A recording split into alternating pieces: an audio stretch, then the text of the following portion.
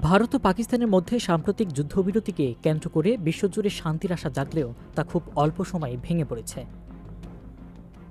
ভারত নিয়ন্ত্রিত কাশ্মীরের বিভিন্ন শহরে বিস্ফোরণ ও গোলাগুলির খবর পাওয়া যায়। ভারতের পররাষ্ট্র সচিব বিক্রম মিশ্রি অভিযোগ করেছেন, পাকিস্তান বারবার যুদ্ধবিরতি চুক্তি লঙ্ঘন করেছে। তিনি বলেন, যুদ্ধবিরতি চুক্তি লঙ্ঘন হলেও ভারতীয় সেনাবাহিনীকে কঠোর জবাব দেওয়ার নির্দেশ দেওয়া হয়েছে। অন্যদিকে পাকিস্তানের পররাষ্ট্র মন্ত্রণালয় জানিয়েছে, তারা যুদ্ধবিরতিতে প্রতিশ্রুতিবদ্ধ থাকলেও ভারত তা লঙ্ঘন করছে।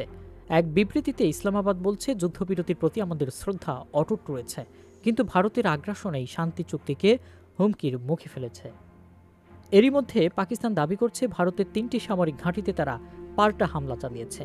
অন্যদিকে ভারত জানায়, পেহেলগাম হামলার প্রতিশোধে তারা সন্ত্রাসীবাদী অবকাঠামো লক্ষ্য করে পাকিস্তানে হামলা চালিয়েছে।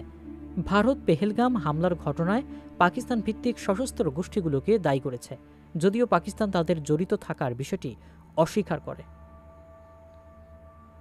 জাতিসংঘ সহ বাংলাদেশ, কাতার, তুরস্ক, যুক্তরাজ্য ও আরও বহু দেশ ভারত পাকিস্তান যুদ্ধবিরতিকে স্বাগত জানিয়েছিল।